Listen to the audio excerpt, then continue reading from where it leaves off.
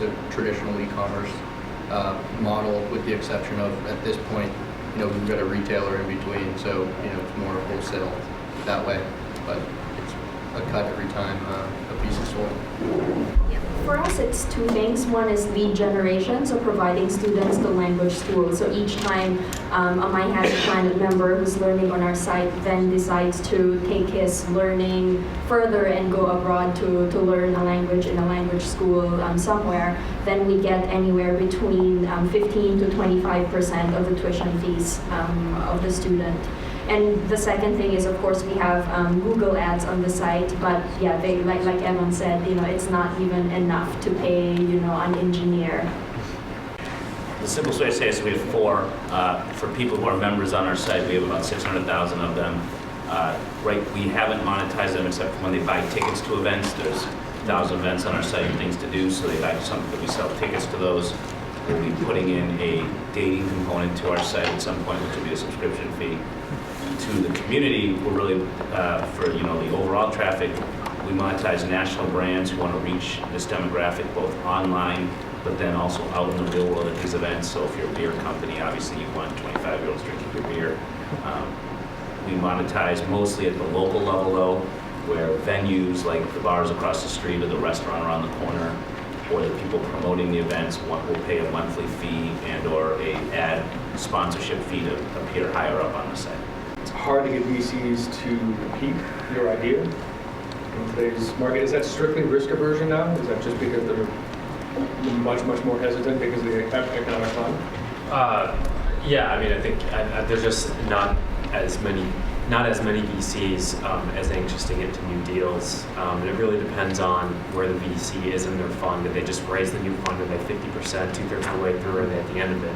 If they're 50% or two-thirds of the way through their fund, they're basically reevaluating and are very hesitant because they're not sure how much money to save for their existing companies, and they're not sure to invest in new stuff. So they're very hesitant to invest in new stuff because their priority one is to make sure that their existing investments keep going.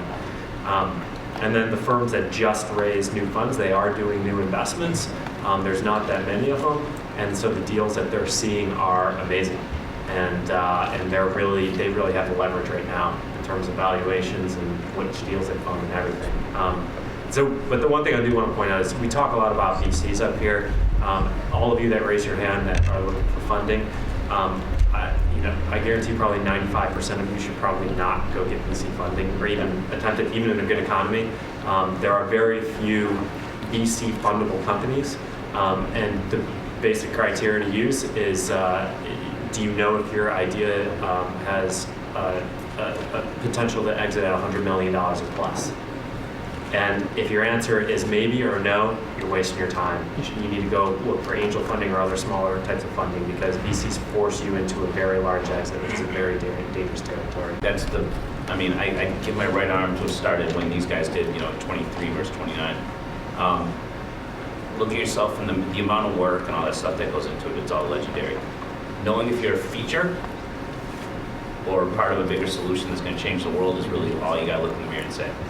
Because most features don't get bought for $100 million. Some do in really big spaces, but your time is the most valuable asset you have. And, it's you, it's your career, etc. And I think that the hardest thing that I wish I did, every step along the way was determine if it was really a big idea worth chasing. Was it really revolutionary? And then if it is, then you take the VC pill. If it's not, bootstrap it, or take other financial sources and have a smaller exit instead of trying to have a $100 million exit, which you own 10% of or 15% of at best. Have a $1 million exit and own like 85% of it and call that a good 2-year ROI of, IRR of your own time. So I think that hard look in the mirror of is it a big idea is the most important thing you can do for yourself. Not too long ago, we could go to a big publisher as a developer or startup and just have a great idea, have this dream, PDF or something, and get a couple $1 million to start up and get into the video game space. Today, it's called vertical slice. I don't know if that term is analogous in your businesses, but you really have to get a dev team, you have to build your product, you have to show a nearly complete, very short representation of what's going to be your big grand vision, but very complete to be able to buy, get the same kind of buy-in these days. So you're going to have a lot more work You got to buckle down, you got to do a lot more due diligence and really prove that what you're doing isn't just a lot of hot air.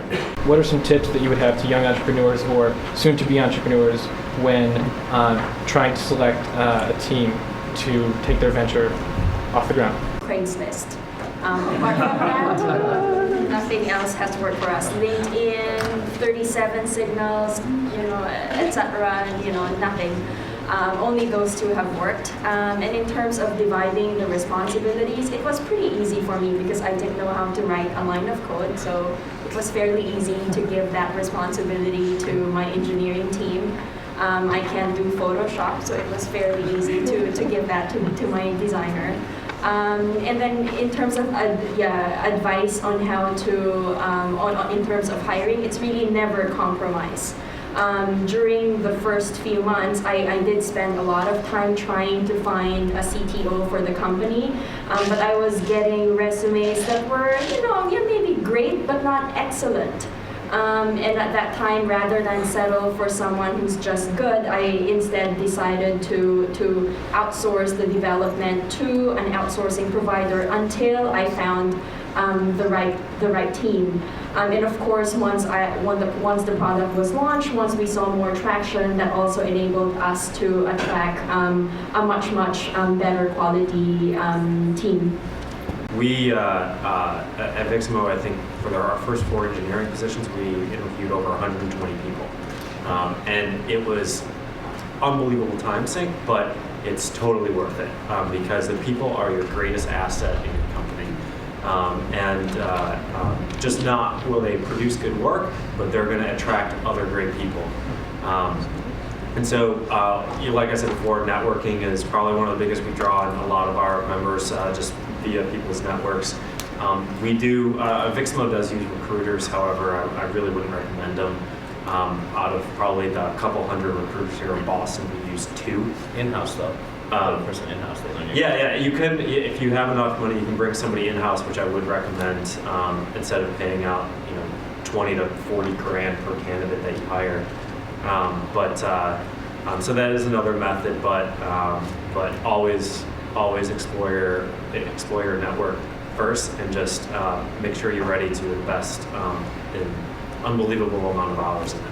So I'm wondering how you initially bootstrapped and got your first customers and sort of got the engine rolling. You can get like your first 10 customers, but if 1,000, 2,000, but if you got the team thing wrong, the thing dies. Sure. So I think Matt, and I know I want to say something about the team thing, because especially being in school, there's some lessons that you really want to know. Yeah, you could have a much longer panel only about this topic, and so it's challenging to pick what to say, but where I completely empathize is I remember 3 years ago sitting at a panel and raising my hand and asking the question of how do I hire those people, and it wasn't. And I think we can answer it tactically. You can answer what's the strategy, but I remember just thinking how the heck do I even find? I don't even know. Why would they join me? And I think people are your most important asset. And I think one thing that is so important to understand is that when you're starting a company, you're always selling, and you are a brand. You, not your company, and you're selling yourself. I don't mean that in a really weird way. People invest in you, people join your company because of you, people buy into your vision because of you, people listen to your crazy ideas because of you. So I think it's get out and tell people what you're doing, and people will make connections, you'll find them, as a really general thing. I think as far as the actual activity of hiring, hire slow and fire fast is something we absolutely do, and in school you don't learn anything about hiring or firing, at least at Babson we didn't. Firing sucks, it's the worst, but you gotta do it. And I remember going to a board meeting and saying, hey, I'm getting really good at firing. And Bob saying, oh, you're just really bad at hiring. And, which is a good point.